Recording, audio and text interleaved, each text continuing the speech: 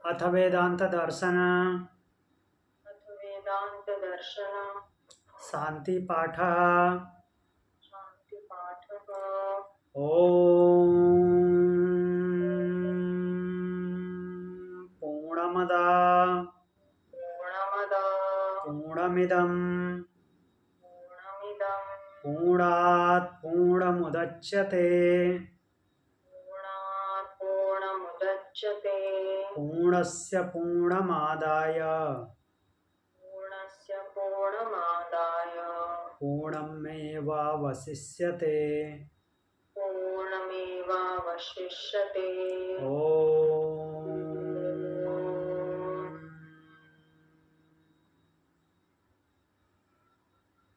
शांति शांति शांति है। Go down your head.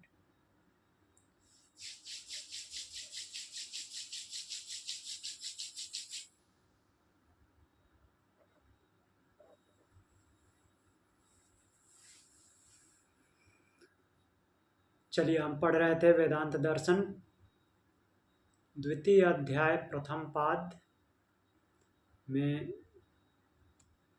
16 number सूत्र हमने देखा था। आज 17वां सूत्र देखेंगे।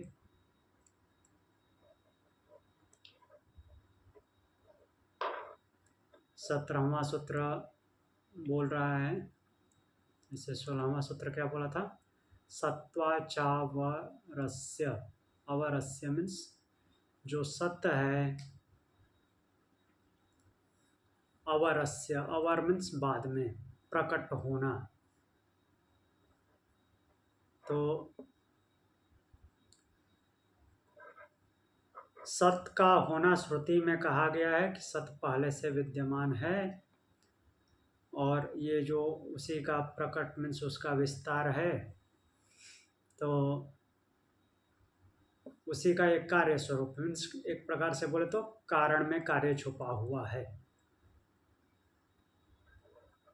जिसको हमने वो बीज के माध्यम से समझा था। अब आगे देखते हैं। संबंध क्या लिखा हुआ है? श्रुति में विरोध प्रतीत होने पर उसका निराकरण करते हैं। क्या बोल रहे हैं? असद्यपदेशन्नेति चिन्ह धर्मांतरेण वाक्य शेषात्। यदि ऐसा कहें कि असद व्यपदेशात्, तो यदि ऐसा कहें कि उत्पत्ति के पहले असत बतलाया गया, असत मतलब कि न दिखने वाला, न दिखने वाला ऐसा बताया गया है, तो इसलिए न, तो कार्य का कारण में विद्यमान होना सिद्ध नहीं होता। तो न दिखने वाला का तात्पर्य यहाँ पे क्या लिया गया है? न होना, है ही नहीं। तो इस हिसाब से कारण में कार्य का विद्यमान होना सिद्ध नहीं होता। यदि ऐसा माने, यदि ऐसा कहें तो इति न, तो ऐसी बात नहीं है। क्यों? क्योंकि धर्मांतरेण वाक्य शेषात्, धर्मांतर की अपेक्षा से वाक्य शेषात् मीन्स वाक्य शेषात् मीन्स यहाँ पे शेषात् का मतलब सिद्धि। जो शेषात् मतलब कि बच जाना, वही अर्थ आएगा। मीन्स जो बात बच जाती है उससे सिद्ध होता है कि ऐसा नहीं है, बात बच जाती है। कहने का तात्पर्य क्या है कि असत को जो आप समझ रहे हैं कि वो नहीं होना है, मीन्स जिसको आप रिजेक्ट कर रहे हैं कि है ही नहीं, तो कारण कार्य में कैसे होगा? तो असत का मतलब अव्यक्त है, न कि न होना। वो है लेकिन उसको व्यक्त नहीं किया जा सकता। तो इसलिए यह सिद्ध नहीं होता कि कार्य कारण में विद्यमान नहीं है, क्योंकि कारण पहले से विद्यमान है, वो अव्यक्त है।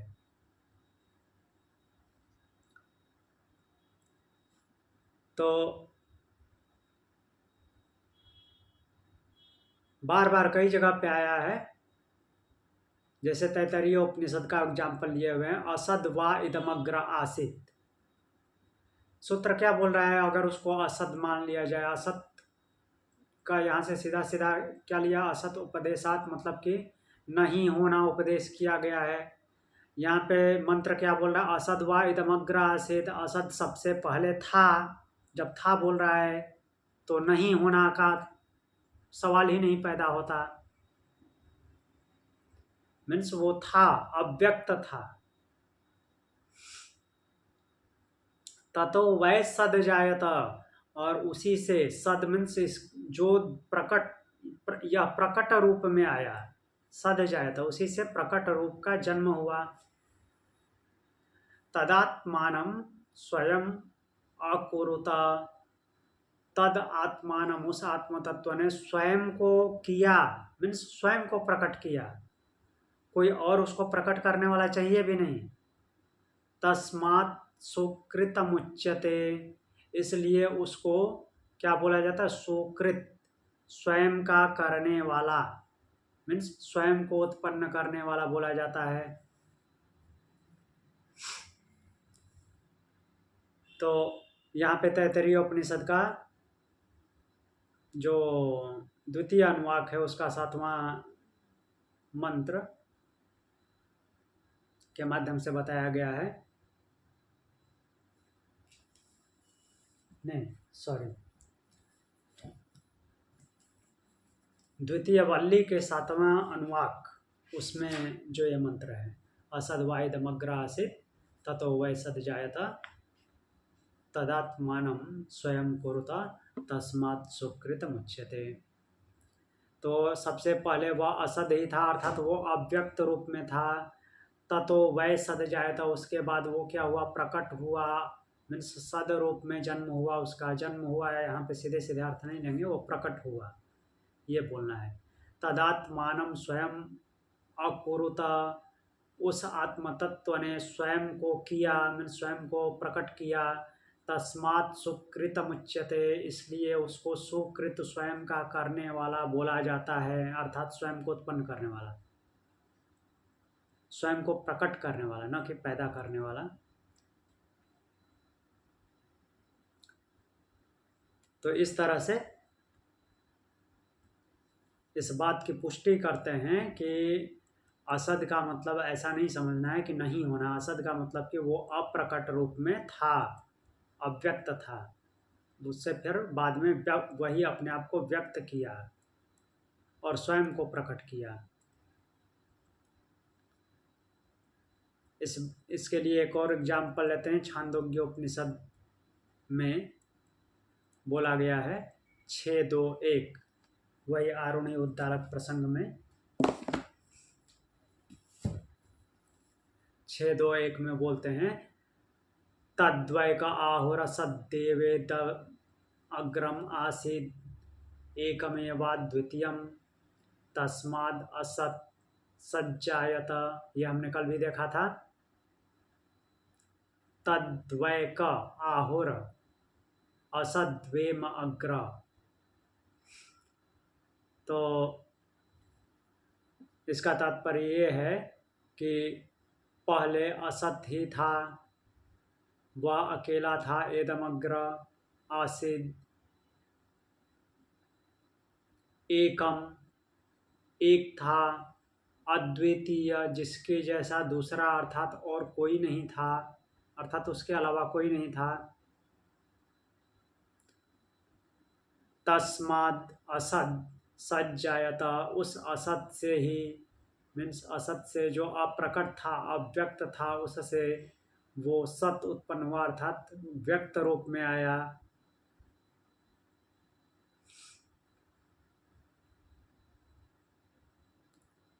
तो इस तरह से न होने का खंडन होता है कि न होने जैसा कुछ है ही नहीं, था, वो अव्यक्त था। फिर 6:2 में बोलते हैं कुतस्तु खलु सौम्येवं स्यादिति होवाच कथम असतः सज्जायेतेति। बोलते हैं उद्दालक बोलते हैं श्वेत केतु से कि हे सौम्य, ऐसा होना कैसे संभव है। कुतस्त्वा खलु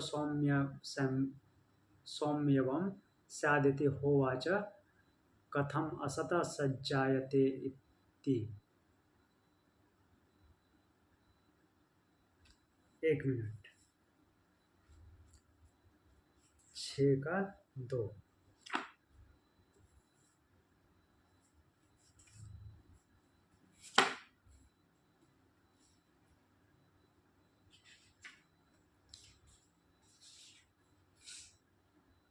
6:2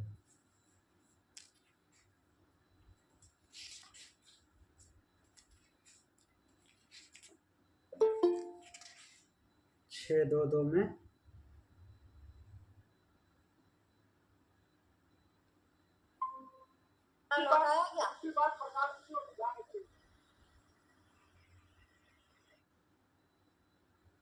6:2 में हाँ ये बोल रहे हैं कुतस्तु खलु सौम्येवं स्वादिति होवाच कथम सतः सज्जायते सत्वेन सौम्येदमग्र आसीदम एवाग अद्वितीयम। हे सौम्य, ऐसा कैसे हो सकता है कि असत से सत की उत्पत्ति कैसे हो सकती है। हे सौम्य, आरंभ में यह एकमात्र अद्वितीय सत्य ही था।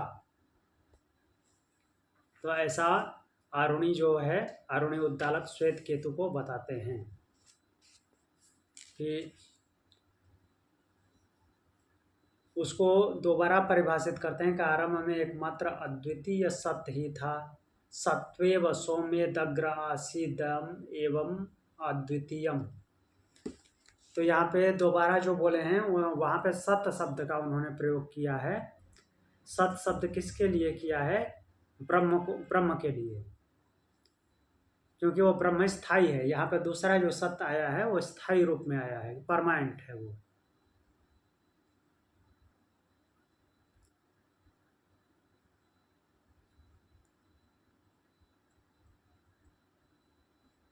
सत्वेन सौम्येदम अग्रम आसीत। यह सब पहले सत्य ही था, अर्थात सत्य मतलब कि ब्रह्म जो परमानेंट है। फिर अब आगे मंत्र देखते हैं। आगे मंत्र में बोल रहे हैं युक्ते शब्दांतराच्च, युक्ति से, शब्दांतरा, शब्दों के अंतर से भी यही बात सिद्ध होती है। शब्दों के अंतर से और युक्ति से कहने का तात्पर्य क्या है कि देखिए यहाँ पे कैसा एग्जाम्पल दिए, अच्छा एग्जाम्पल है एक। जो वस्तु वास्तव में नहीं होती है उसका उत्पन्न होना भी नहीं देखा जाता, अर्थात वो किसी तरह में एग्जिस्ट ही नहीं करती है, अर्थात होता ही नहीं। तो वो अप्रकट रूप में, अगर पहले अप्रकट रूप में भी नहीं है तो वो प्रकट भी नहीं होगी। जैसे यहाँ पे बोले हैं कि आकाश में फूल और खरगोश का सींग होना, आज तक किसी ने नहीं देखा है। तो वैसी संभावना करना भी संभव नहीं होता कि जो पहले एकदम से है ही नहीं वो प्रकट रूप में दिखे। तो उसके लिए ये एग्जाम्पल लिए हैं कि कोई कितना भी सोच ले, कितना भी कल्पना कर ले, तो आकाश में फूल खिलेगा? या कोई कितना भी सोच ले कि खरगोश का सींग है, खरगोश का सींग उगेगा? नहीं उगेगा। तो इस माध्यम से वो बताना चाह रहे हैं कि वैसा वो अव्यक्त रूप में था, वो जो हमको सब कुछ दृश्य रूप में दिखता है वो अव्यक्त फॉर्म में, मीन्स उसका बीज निहित था, वैसा वैसा ही हमको प्रकट रूप में दिखता है।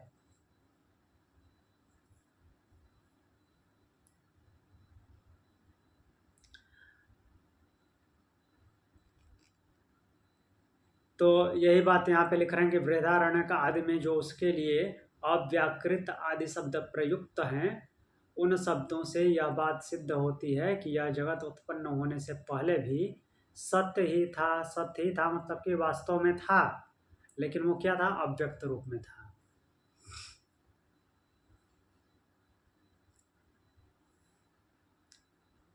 अब एक और एग्जाम्पल लेते हैं, सूत्र के माध्यम से बोलते हैं। पटवच्च, पटवच्च अर्थात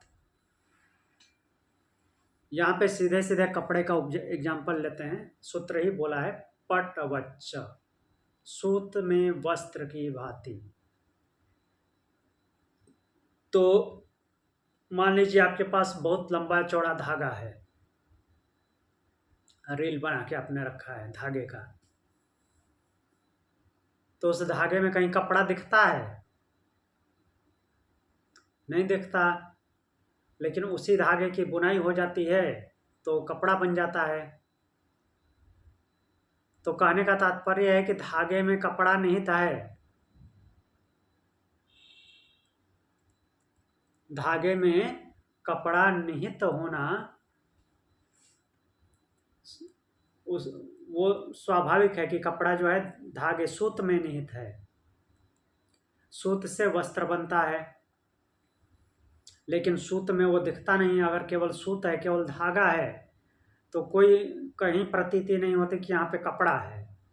लेकिन वो अगर बुन दिया जाता है तो वो कपड़ा बन जाता है, वस्त्र बन जाता है। इसी प्रकार से मिट्टी में घड़ा नहीं दिखता, लेकिन उसको चाक पे चढ़ा के बना दिया जाता है तो घड़ा दिखने लगता है। तो कहना यही चाहते हैं कि उस पार्टिकुलर चीज का जो भी हमारे सामने दिखता है, उसका बीज, उसका कारण, मूल प्रकृति अर्थात अव्यक्त में, वो जब अव्यक्त मीन्स प्रकृति के साथ भी जब वो अव्यक्त है, तो उस टाइम पे उसका मूल कारण में ही उसका कार्य छिपा हुआ है। उसी से वो उत्पन्न होता है। जो जो हमको दिखता है उसका कारण पहले से विद्यमान है।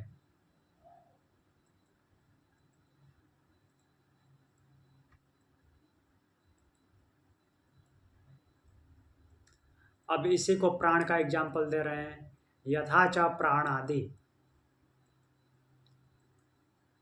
बोल रहे हैं कि जैसे प्राण, प्राण आदि बोले तो प्राण और इंद्रियां, ज्ञानेंद्रियां, कर्मेंद्रियां। तो जितने भी हम देवताओं के रूप में, देवता के रूप में काउंट करते हैं वे सब।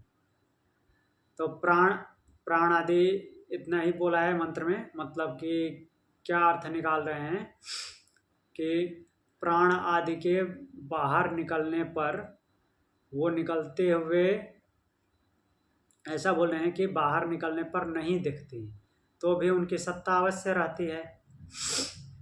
जैसे प्राण आदि निकलते हैं, तो यहाँ पे क्या तात्पर्य है? सूक्ष्म शरीर का निकलना। जैसे किसी की मृत्यु हो जाती है तो प्राण और प्राण के साथ में उसके बाकी जो देव होते हैं, इन कर्म इंद्रिय, ज्ञान इंद्रिय, उनके सूक्ष्म रूप, वो सब भी साथ में निकल जाते हैं। तो अब ये स्थूल का होने से और न होने से कोई फर्क नहीं पड़ता।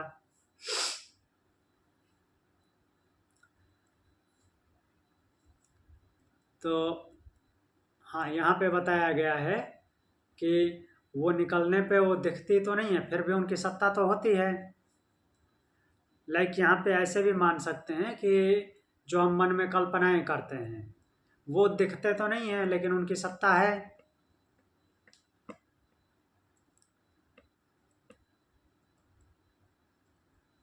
तो वैसे ही जो भी हमारे सामने प्रकट रूप में जब होते हैं, जो कुछ भी प्रकट रूप में है, यहाँ तक कि अनुभव में जो आते हैं, जो फिजिकली दिखते नहीं हैं, उनका कार्य अर्थात वो जो वास्तव में अनुभव होते हैं, प्रकट रूप में दिखते हैं, वो सब अपने कारण में छुपे हुए रहते हैं। उनसे ही वो उत्पन्न होते हैं।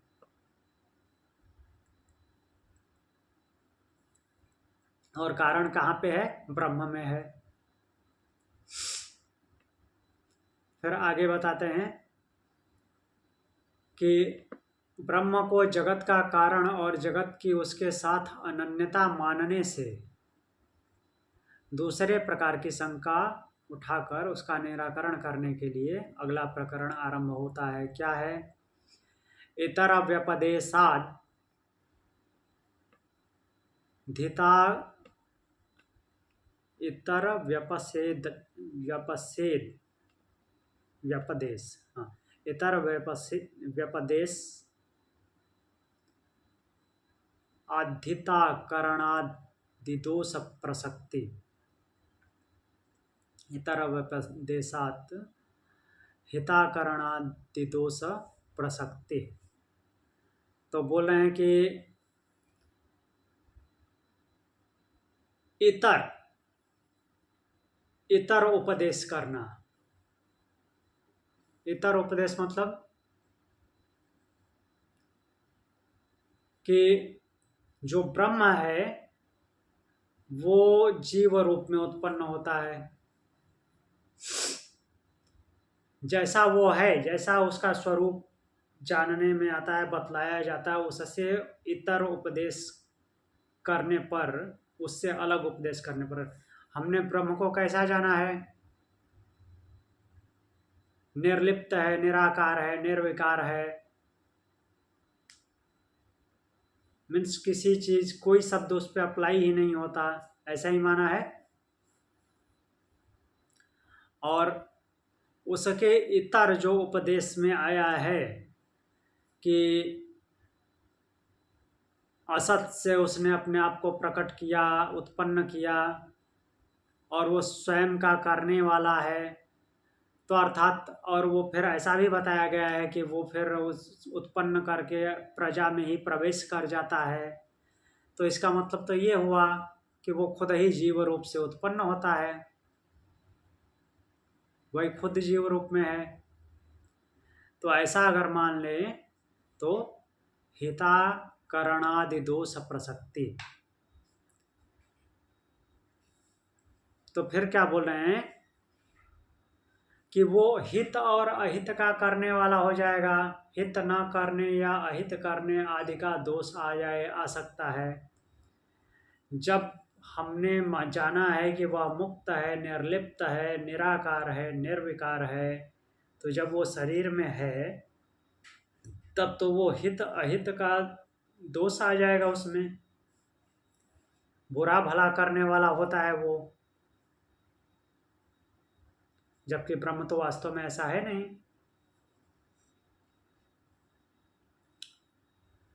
तो देखते हैं क्या एग्जाम्पल है।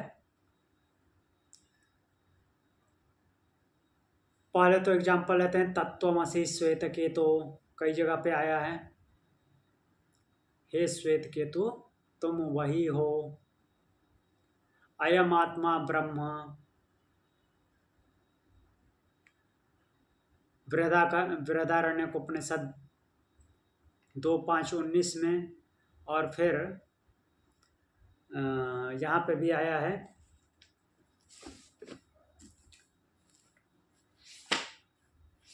मांडुक्य उपनिषद का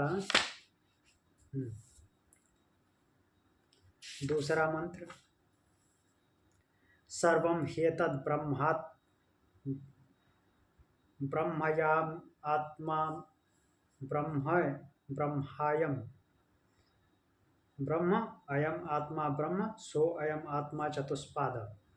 तो यहाँ पे भी अयम आत्मा ब्रह्म है। सर्वम ह्येतद् ब्रह्म अयम आत्मा ब्रह्म सो अयम आत्मा चतुष्पाद। तो यहाँ पे पहले तो बोल रहे हैं श्वेत केतु से, उद्धारक बोल रहे हैं कि हे श्वेत केतु तत्त्वमसि तुम वही हो। फिर बृहदारण्यक में भी बोला गया है, मांडुक्य में भी बोला गया है, अयम आत्मा ब्रह्म, यह आत्मा ही ब्रह्म है, यह आत्म तत्व जो है, अर्थात जीवात्मा का आत्मा लेकर के यहाँ पे एग्जाम्पल दिया जा रहा है कि इस जीवधारी में मीन्स जीवात्मा के जो जो आत्मा है मीन्स जीवात्मा रूप में जो है वो ब्रह्म है, ऐसा मान करके बोला गया है। और क्या बोला गया है, सेयम देवते मास्तिस्त्रो देवता अनेनैव जीवेनात्मनानुप्रविश्य नाम रूपे व्याकरोत। छांदोग्योपनिषद 6:3-3। वही श्वेत केतु को जो उपदेश दे रहे हैं उद्दालक, तो क्या बोल रहे हैं कि सेयम देवता, इस देवता जो कि ब्रह्म है, ने तेज आदि सत्व से निर्मित शरीर में जीवात्मा रूप से प्रवेश करके अनेनैव जीवेनात्मना अनुप्रविश्य, यहाँ पे भी बोला गया है जीवात्मा रूप से प्रवेश करके नाम रूपे व्याकरोत, नाम रूप वाला हो जाता है, नाम और रूप में प्रकट होता है। तो इससे क्या सिद्ध होता है कि मान लें कि वही जीव रूप में प्रकट होता है तो वो हित और अहित करने वाला है, तो फिर सुख दुख को भोगने वाला भी होगा। फिर इसके अलावा श्वेता उपनिषद के 4:3 में बोला गया है कि त्वम स्त्री त्वम पुमानसी त्वम कुमार उत वा कुमारी, अर्थात तुम स्त्री हो मीन्स तुम ही स्त्री हो, तुम पुरुष हो, तुम कुमार हो, तुम ही कुमारी हो। ऐसे ऐसे उपनिषदों में बोला गया है। इसका मतलब कि वही शरीर धारण करके प्रकट हुआ है, तो फिर वो अहित हित करने वाला भी हो जाएगा। तो ऐसा होना तो उचित नहीं है। ये ब्रह्म की जो परिभाषा है या फिर ब्रह्म को हम जिस रूप में जानते हैं उस पर ठीक ठीक नहीं बैठता।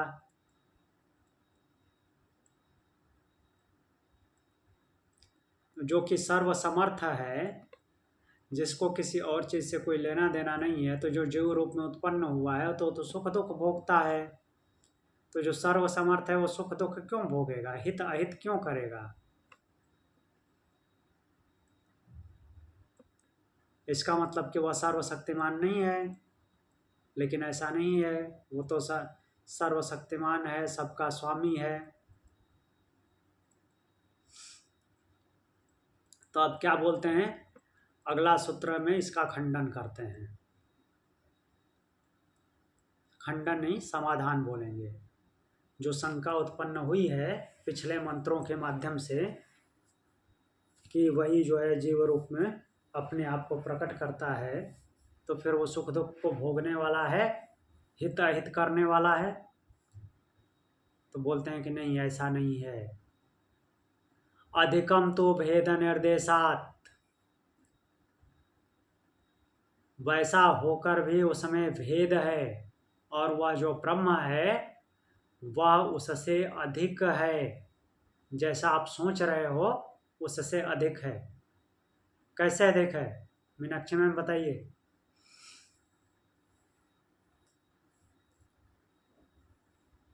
हेलो। हाँ सर। हाँ, कैसे अधिक है वो? अभी तो बोला गया है कि वही जीव रूप में प्रकट होता है, तो जीव रूप में प्रकट होगा तो सुख दुख भोगेगा,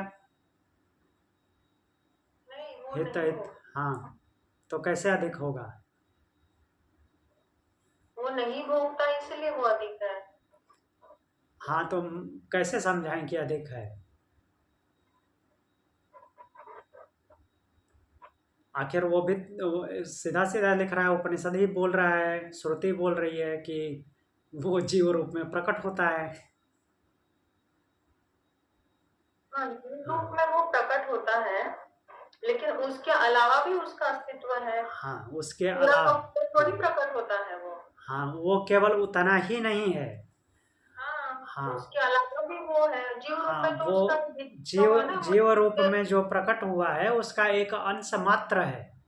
हाँ, वो भगवत गीता में जो हम्म, श्लोक हमने पढ़ा, 10वें का लास्टवा श्लोक, हाँ 10वें अध्याय का।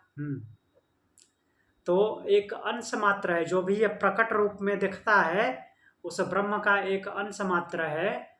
और ऐसा नहीं है कि जीव रूप में प्रकट हो गया तो वही सुख दुख भोगेगा नहीं। हाँ, और वो पूरा थोड़ी प्रकट हुआ। हाँ, वो सुख दुख नहीं भोगता, वो जस्ट इस शरीर को संचालित करने का माध्यम बना हुआ है।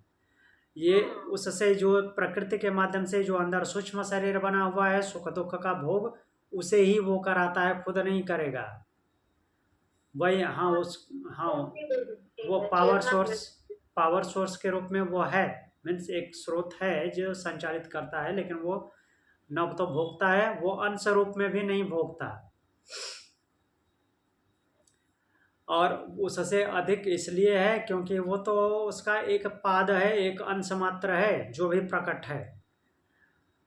उसका विस्तार और उसकी जो संभावना है वो उससे बहुत बड़ी है, जो कि अनंत है। वो उसका एक अंश ही अनंत है, तो वो तो और भी बेहतर है। तो वही बोल रहे हैं कि अधिकम तो भेद निर्देशात, जीवात्मा और ब्रह्म में भेद है क्योंकि वो इससे अधिक है। वो केवल जीव मात्र नहीं है, वो जीव से बहुत अधिक है। तो भेद वो निर्देश। उसमें अल्पज्ञ वाली भी बात आती है ना सर, हाँ कोई तो अ, मुझे याद नहीं अभी, कहीं तो अल्पज्ञ वाली भी बात आती है ना। हाँ, अल्पज्ञ और सर्वज्ञ, जीवात्मा जो है अल्पज्ञ है, वो सर्वज्ञ है। हाँ, हम्म। ऐसी भी कहीं पे बात आती है उस रिलेटेड। हाँ, इसको ऐसे भी समझ सकते हैं, क्लियर क्लियर, जो हम नॉर्मली इलेक्ट्रिसिटी का एग्जांपल लेते हैं। तो पंखा को चलाने के लिए, पंप को चलाने के लिए, फैन को चलाने, वो और भी दूसरे इक्विपमेंट होते हैं, टीवी को चलाने के लिए, रेफ्रिजरेटर को चलाने के लिए जो बिजली जाती है, तो वो उसमें जो फंक्शन होता है उसका बिजली से कुछ लेना देना होता है? नहीं होता। वैसे ही हर एक पिंड में वो ब्रह्म है, लेकिन उससे उसका कोई लेना देना नहीं होता, और ना ही उसका अलग अलग रूप होता है उसमें। वो उस अलग अलग रूप में ऐसा नहीं है कि पंखे वाली बिजली अलग दूसरी जगह जाएगी तो उस वहां पे उसका रूप अलग होगा, नहीं, वो बिजली तो सेम ही है। चाहे फ्रिज में जाए, चाहे पंखे में जाए, चाहे टीवी में जाए, चाहे और कहीं पे जाए, वैसे ही ब्रह्म है, वहां पे होकर भी उससे कोई लेना देना नहीं।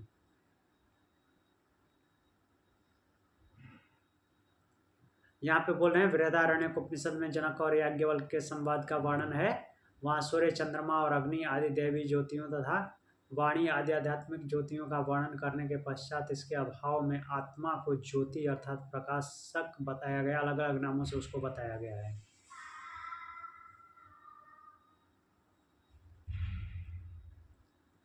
तो वैसे हमने देख लिया क्या एक्सप्लेन करना है। देखिए यहाँ पे एक छांदोग्य उपनिषद का वर्णन आया, अनेन जीवे नात्मनानुप्रविश्य।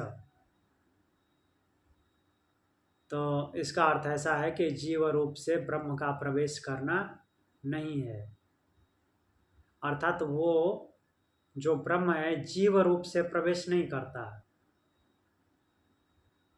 जीव रूप में हम जानते हैं, लेकिन वो ब्रह्म उस जीव रूप में प्रवेश नहीं करता, वो सर्वव्यापी है, वहां पे वो उपस्थित मात्र है। ऐसा नहीं कि वो जीव बन गया। अब श्वेता स्वतर उपनिषद के 4 का 6 एग्जाम्पल ले रहे हैं। वही द्वा सुपर्णा सयुजा सखाया,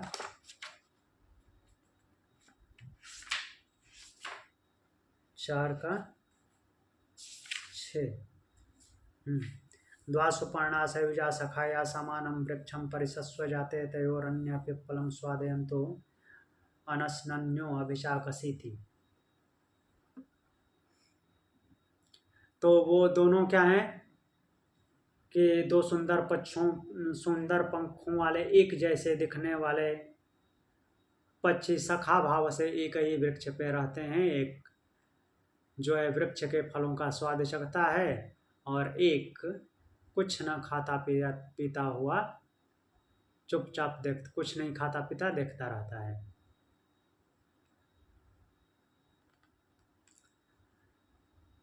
तो उस जीव में भी वो है, और मीन्स अलग से बोलना उचित नहीं है, बट एक तो वो जीव रूप मीन्स जीव में प्रवेश करके जीव से सब कुछ करवाता है और उसी को भोग भी करवाता है, और दूसरा एक जो उसका अंश मात्र के अलावा जो बाकी उसका पार्ट है वो भी वहाँ पे प्रेजेंट है। ऐसा नहीं कि वो नहीं है, केवल अंश मात्र में प्रवेश करके और बाकी जो उसका मूल रूप है वो गायब हो गया, नहीं, वो अपने ओरिजिनल फॉर्म में भी वहाँ पे है, जो कि मुक्त अवस्था है उसकी।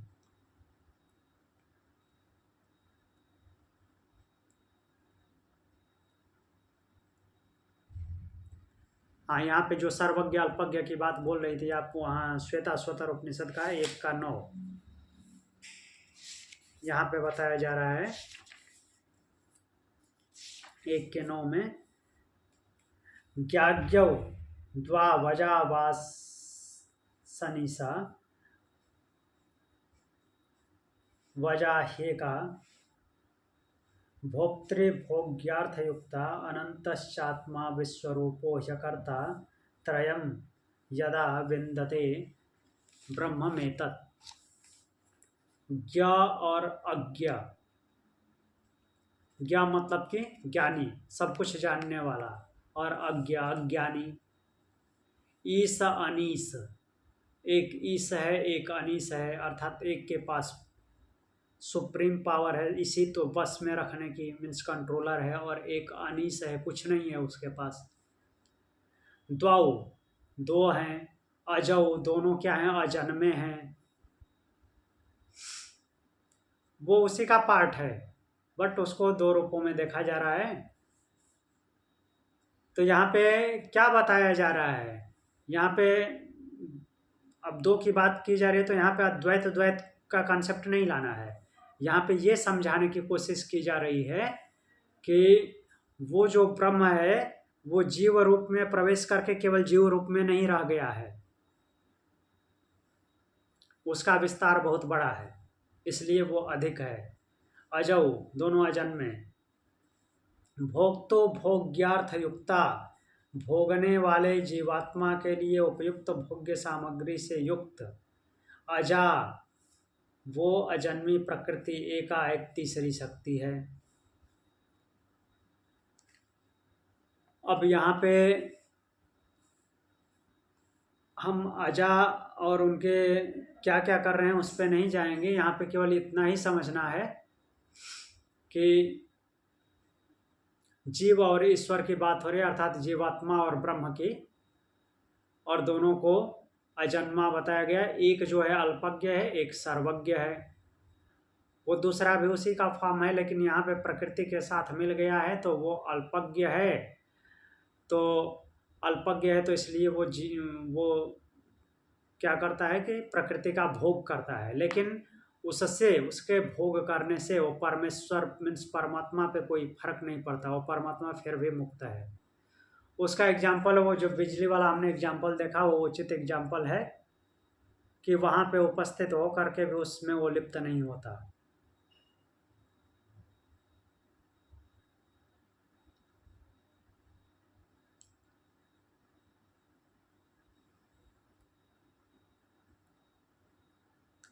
तो अब यहाँ से हम आगे चलते हैं।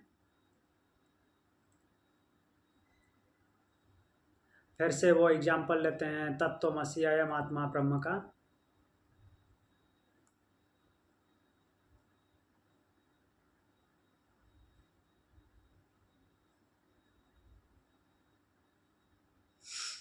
तो यहाँ पे तत्त्वमसि और अयम आत्मा ब्रह्म का फिर से एग्जाम्पल लेकर के ये बता रहे हैं कि जो उसका सीधे सीधे अर्थ निकाल करके बोल रहे हैं कि देखो यह तत्त्वमसि तुम वही हो, ऐसा बोला जा रहा है। यह आत्मा ब्रह्म है, ऐसा बोला जा रहा है, मतलब कि ये जो जीवात्मा है वही वो है। नहीं, ऐसा नहीं है, उसका आगे पीछे भी देखना है, आगे पीछे देखना है कि किसका वर्णन है, किसके लिए तत्वमसि बोला जा रहा है, किसके लिए अयम आत्मा ब्रह्म बोला जा रहा है, कब ये, अगर इसको मानते भी तो ये कब तत्वमसि है, कब अयम आत्मा ब्रह्म है, जब उसके जैसा हो जाएगा तब।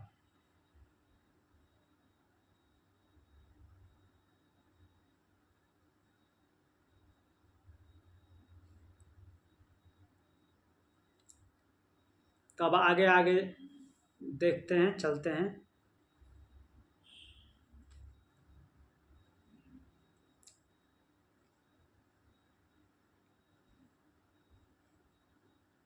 तो अब आगे यहाँ पे लिख रहे हैं कि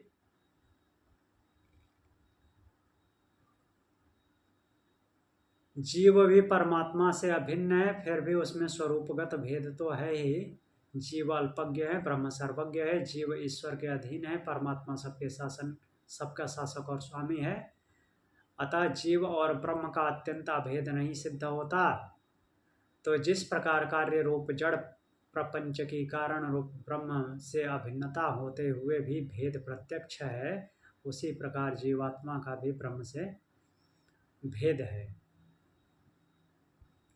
यहाँ पे कहने का तात्पर्य ये थोड़ा अलग से अलग अलग करके लिखे हैं, बट अगर ब्रह्म से उसका भेद न भी माने तो भी ब्रह्म अधिक है, जो सूत्र बोल रहा है कि सूत्र के हिसाब से वो ब्रह्म केवल उतना ही नहीं है, उससे अधिक है, और उसमें कुछ भी अप्लाई नहीं होता, वो वहाँ होकर भी लिप्त नहीं होता। सीधी सीधी बात ये है। तो इसलिए वो हित अहित नहीं करता और न ही सुख दुख का भोगता है।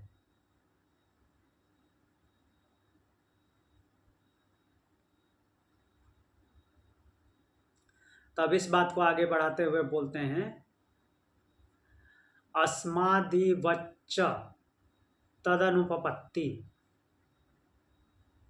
अस्मद, अस्मद बोलते हैं पत्थर वगैरह को।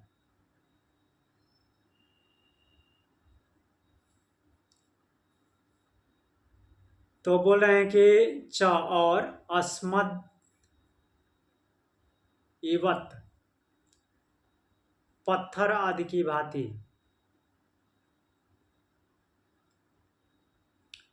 जो है जीवात्मा ब्रह्म से भिन्न है, ऐसा यहाँ पे अनुमान लगाया गया है। तदनुपपत्ति, तद अनुपपत्ति, जीवात्मा परमात्मा का अत्यंत अभेद नहीं सिद्ध होता। तद अनुपपत्ति, यहाँ पे कहने का तात्पर्य ये है कि उसकी उत्पत्ति नहीं होती, ब्रह्म की उत्पत्ति नहीं होती, अर्थात ब्रह्म पैदा नहीं होता। कहने का तात्पर्य ये है, और ऐसा हो करके वह जैसे कि पत्थर चेतन से भिन्न होता है, वैसे ही वो जीवात्मा से उसकी भिन्नता है। अर्थात यहाँ पे ऐसे समझते हैं कि जिसको हम जीवात्मा मानते हैं वो ब्रह्म के स्वभाव वाला नहीं है। स्वभाव शब्द यहाँ पे वैसे उचित नहीं है, क्योंकि उसमें तो कुछ अप्लाई नहीं होता ब्रह्म में। फिर भी जैसे आनंद स्वरूप हम बोलते हैं, वो आनंद है तो आनंद को आनंद स्वरूप बोलते हैं, वैसे ही उसका जो स्वरूप है वो जीवात्मा से भिन्न है, ऐसा यहाँ पे माना गया है। वो किस तरह से, जैसे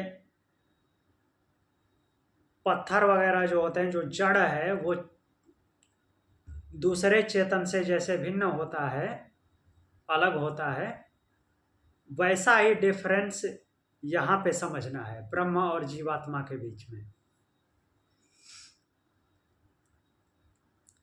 तो कुल मिलाकर के पिछले वाले मंत्र को पुष्ट करने की कोशिश कर रहे हैं कि वो ब्रह्म जो है जीव या जगत से अधिक है, उस पे ये सब कुछ अप्लाई नहीं होता।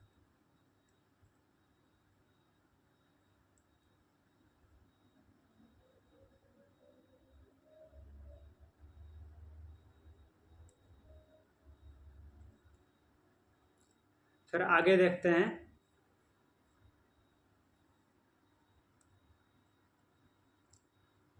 आगे संबंध है कि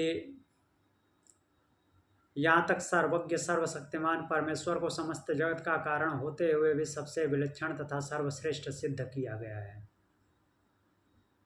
पहले तो ये बताया गया है कि वो सब कुछ का कारण है, वही प्रवेश कर जाता है बना करके, सृष्टि रचना कर करके, और उसी में प्रवेश भी कर जाता है। फिर भी वो क्या है, विलक्षण है, श्रेष्ठ है, अर्थात उसका किसी से कोई लेना देना नहीं है, और उसमें प्रतीत होने वाले दोषों का भी भली भांति निराकरण किया गया। जो ऐसा लगता है कि ये तो दोष युक्त है, हित अहित करने वाला है, सुख दुख भोगने वाला है, तो भी उसका खंडन कर दिया गया कि नहीं, ऐसा नहीं है।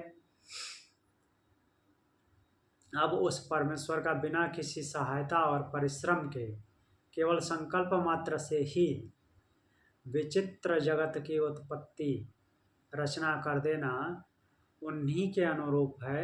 यह सिद्ध करने के लिए अगला प्रकरण आरंभ किया जाता है। एक और एग्जाम्पल लेते हैं। उपसंहार दर्शनान्नेति चिन्ना क्षीरवद्धि चेत, यदि ऐसा कहें उपसंहार दर्शनात् के उपसंहार दर्शनात्, उपसंहार यहाँ पे उपसंहार मतलब कि समापन नहीं, यहाँ पे दूसरे अर्थ में आया उपसंहार। उपसंहार मतलब कि परिग्रह करने वाला, साधन इकट्ठा करने वाला।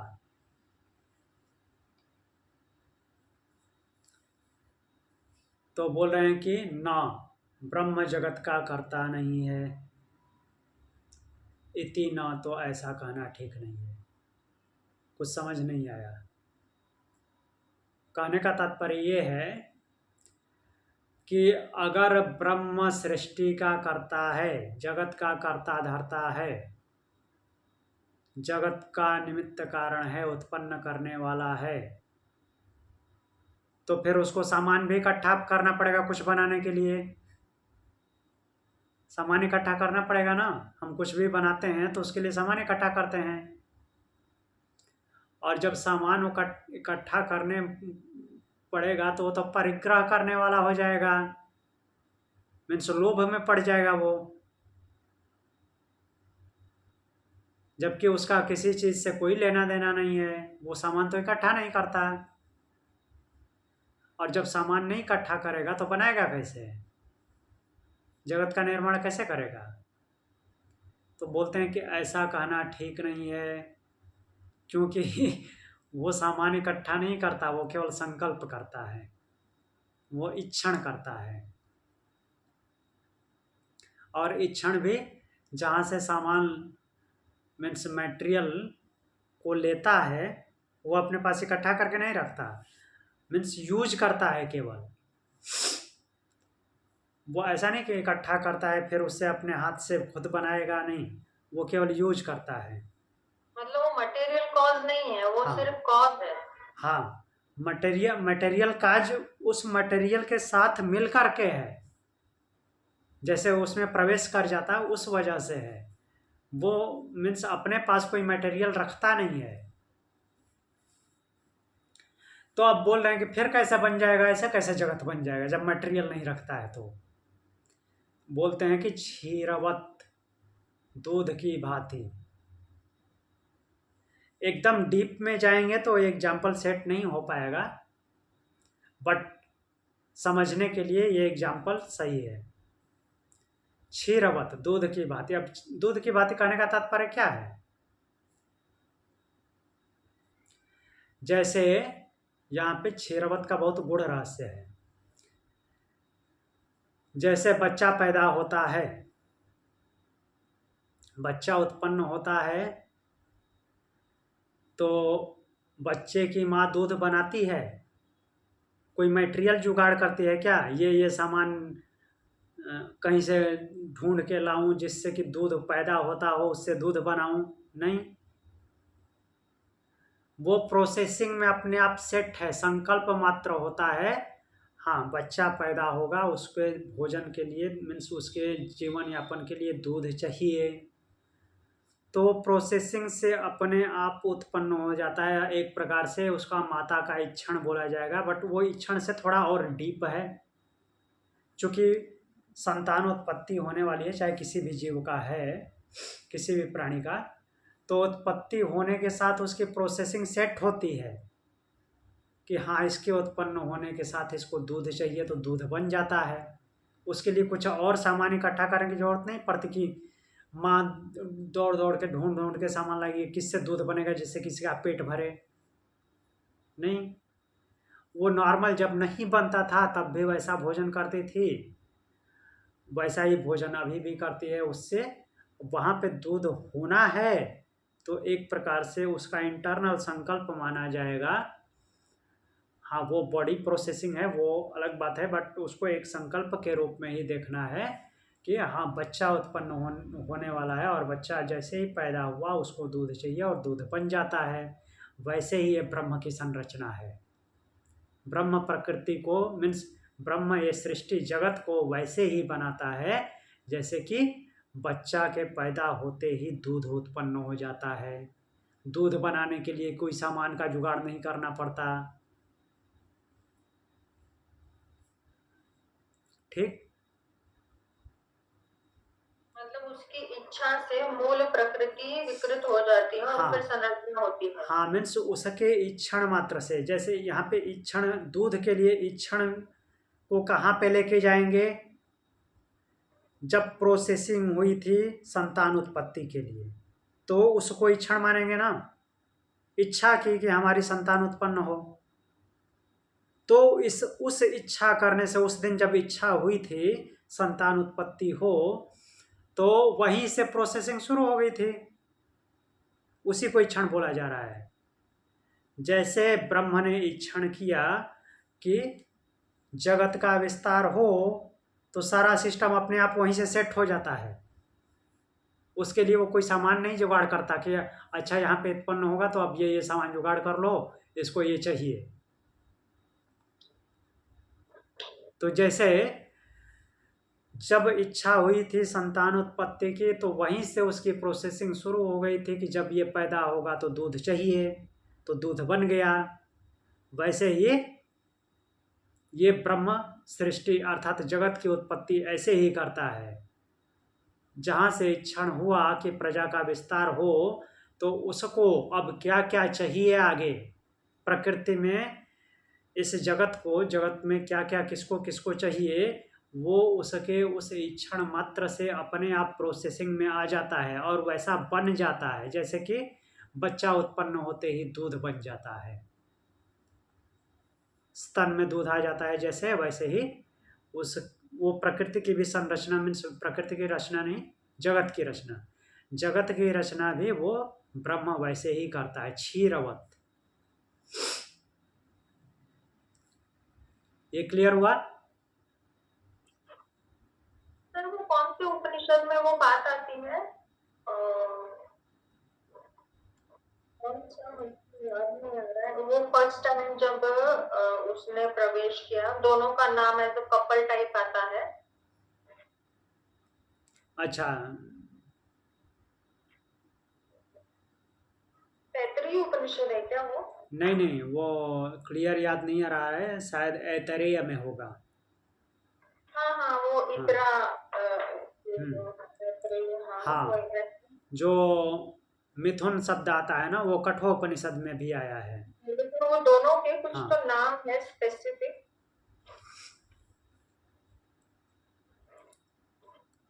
तो क्या वहां से कुछ, क्या है, कुछ याद आ रहा है तो बोलिए। नहीं, ये जो है ना, ये अभी जो बोला, उसने क्षण किया और तो ये थोड़ा मुझे ऐसा लगा कि वहां से इसका भी कुछ कनेक्शन होगा शायद। हाँ, नहीं, वहां पे यही बोला गया है कि वो उसने मिथुन उत्पन्न किया। मिथुन मतलब कि दो जोड़े जिनसे आगे सृष्टि हो सकती है।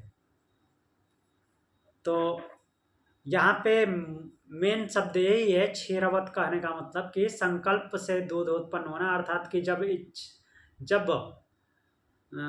ये भाव पैदा हुआ था कि संतान उत्पन्न हो, तो उसी टाइम से सारी प्रोसेसिंग शुरू हो गई और जब वो पैदा हुआ तो उसको दूध मिल गया, दूध उत्पन्न हुआ। वैसे ही जब वो परमात्मा अर्थात ब्रह्म ने ईक्षण किया, वो ईक्षण भी कब करेगा? प्रकृति के साथ मिल करके। जैसे संतान उत्पत्ति की प्रोसेसिंग होती है, अकेले तो दोनों में से कोई नहीं करता,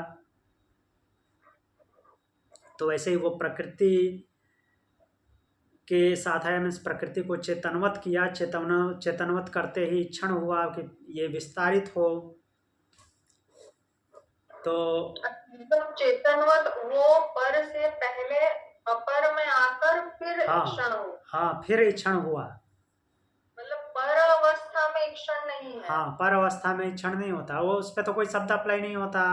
जब वही क्षण कर लेगा तो फिर वो अभी जो हमने पढ़ा कि वो तो जीव है, फिर वो ब्रह्म कहाँ है, वैसा हो जाएगा। तो पहले वो अपर में आया, हाँ उसने मूल प्रकृति में प्रवेश किया, फिर गुण एक्टिवेट होते ही हाँ क्षण किया उसने। हाँ और फिर क्योंकि वहां रजो है तो फिर वो शुरू हो गया, हाँ, वहां पर वो मल्टीपल होने। वो गुणों का एक्टिवेट होना, सत्वरजतम का एक्टिवेट होना ही इक्षण है। वो हमको समझाने के लिए ऐसा लिखा गया है, ऐसा बोला गया है कि उसने इच्छा की। तो आपको पैरेलल प्रोसेस है वो, हाँ, एक ही साथ में। एक ही साथ में नॉर्म एकदम प्रोसेस है वो। जैसे वो तो अभी दूध वाला उन्होंने एग्जांपल दिया है, हाँ, सेम क्षीरवत जो एग्जाम्पल दिया है, करने के साथ ही वो इसका प्रोसेस शुरू होता है कहीं ना कहीं शरीर में। जी। तो वो तो सिस्टमैटिक प्रोसेसिंग है ना, वैसे ही वो ब्रह्म की प्रोसेसिंग, जैसे कि उसने प्रवेश किया, मीन्स प्रकृति के साथ जब आया, अपर रूप में हुआ, तो गुणों में फंक्शन हुआ, गुणों में फंक्शन हुआ तो प्रोसेसिंग शुरू हुई, उसी को इच्छण बोलते हैं, इच्छा किया। जैसे संतान उत्पत्ति के लिए दिमाग में केवल सोचने से थोड़ी ना हो जाता है, तो जो प्रोसेसिंग है उसको इक्षण बोला जाएगा, और वहाँ से फिर ऑटोमेटिक सारा प्रोसेस शुरू हुआ। जैसे जैसे विकास होता जाएगा, डेवलप होता जाएगा, वो मीन्स बच्चे के निर्माण की प्रोसेसिंग होती जाएगी, वैसे वैसे फंक्शन होता जाएगा, और रिजल्ट रूप में क्या आएगा? जब वो उत्पन्न होगा तो उसको भोजन चाहिए, और भोजन के रूप में दूध चाहिए, तो दूध उत्पन्न हो जाता है। वैसे ही ब्रह्म की संरचना में जब जब जो जो चाहिए होता है, तब तब वो उत्पन्न होता रहता है अपने आप। उसके लिए कुछ उसको सामान रखने की ज़रूरत नहीं पड़ती, इकट्ठा करने की ज़रूरत नहीं पड़ती। अच्छा रुको, अब ये होने वाला, ये घटना होने वाली है, तो इसके लिए ये सामान इकट्ठा कर लेता हूँ, नहीं, वो अपने आप सिस्टमैटिक है, अपने आप होगा। मतलब अपर स्थिति में भी उसका प्रेजेंस ही काफी है, हाँ, उसको कुछ नहीं करना, प्रेजेंट हो गया, दैट्स इट। हाँ, अपने आप सब कुछ फंक्शन होता है, उसी को क्षीरवत समझाया हुआ है। तो यहाँ तक तो क्लियर है।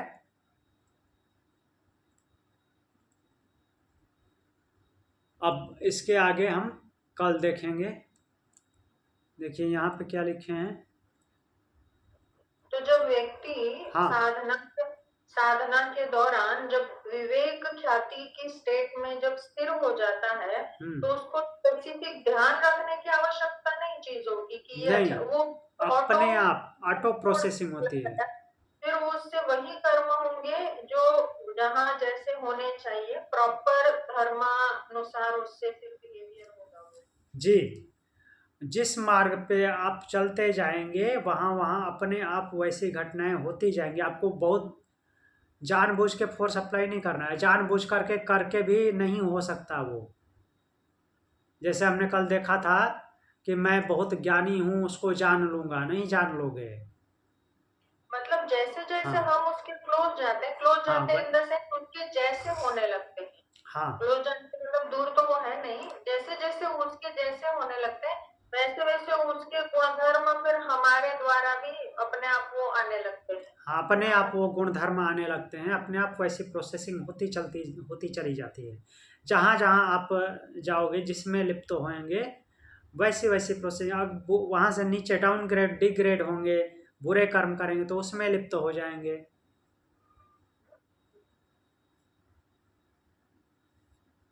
तो ये सारी प्रोसेसिंग अपने आप होती जाएगी।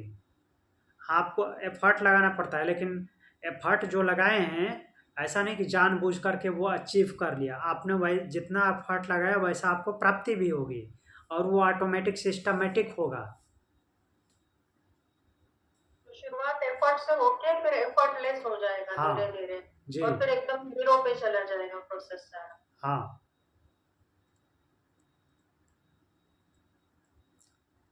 तो वहाँ पे फिर वैसे ही मीन्स जैसे आए थे वैसे ही होके वापस चले जाना है। भोग और अपवर्ग, भोग करते हुए सही रास्ते पे चल करके अपवर्ग को प्राप्त हो जाना है, अर्थात मुक्त हो जाना है।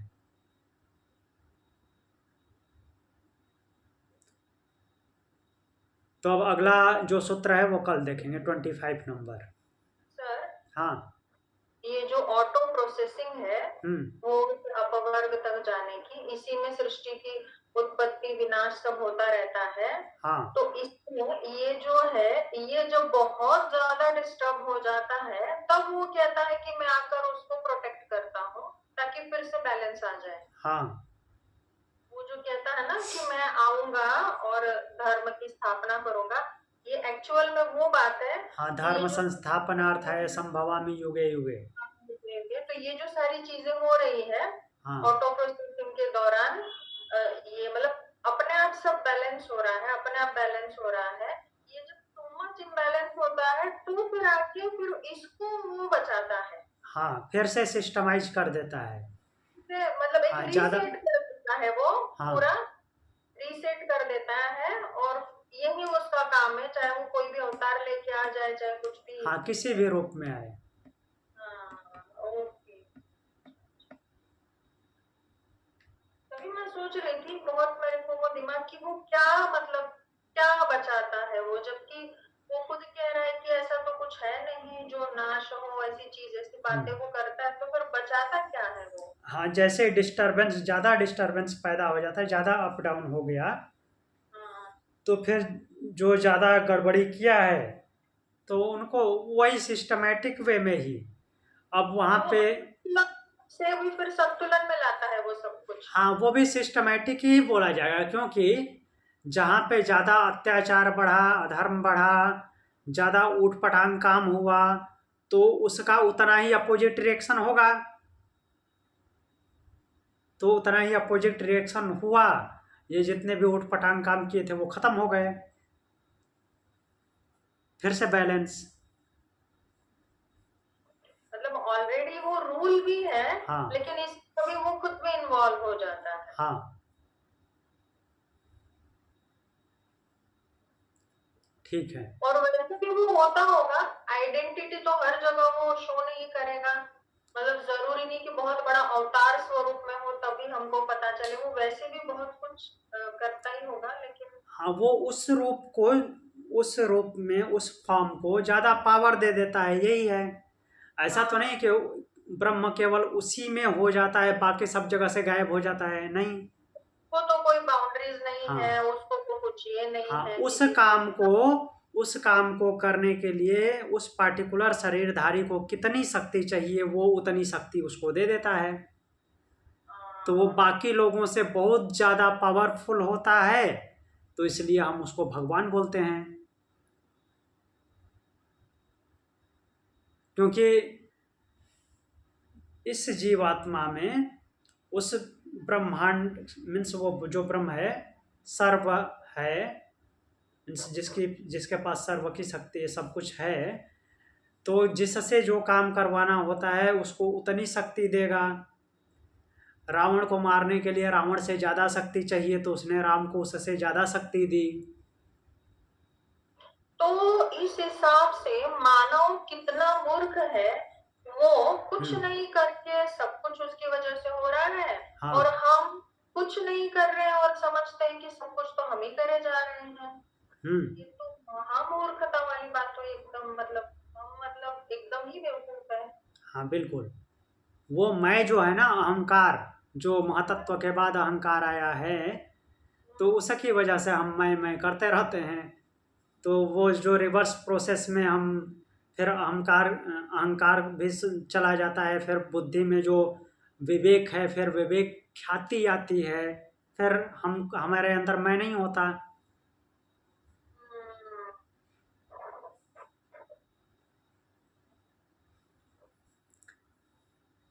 हम तो फिर अल्पज्ञ भी नहीं है, मूर्ख ही है पूरे। हाँ अल्पज्ञ, हाँ अल्पज्ञ मानेंगे, मतलब कि थोड़ी सी बुद्धि है भाई, थोड़ी मतलब बढ़ती बढ़ती बढ़ती आती। किसी का शायद वो हमने स्टोरी सुनी थी ना पहले उपनिषद में कि वो शक्ति निकाली अग्नि में से, शक्ति हाँ निकाली केन इसमें से। उपनिषद। हाँ केन उपनिषद में, तो फिर वो तिनका भी नहीं उठा पाया। हम्म। तो कहीं ना कहीं वो हमारे मतलब वो अगर ये करे हमको, तो फिर हम तो हमारा तो अस्तित्व भी नहीं है। हाँ कोई अस्तित्व नहीं है। तो हमारा मैं वो, मतलब बहुत पूरी तरह से मिथ्या है। हाँ मैं जो है प्रकृति का पार्ट है ना, और लेकिन वो का याद, पाठ के बावजूद भी मिथ्या है वो। हाँ वो याद दिला रहा है कि ये जो मैं में जो शक्ति है वो मेरी है। ये मैं जो बोल रहे हो उसमें भी मेरी शक्ति है। वो मैं एक्टिवेट जो हुआ है वो मेरी वजह से हुआ है।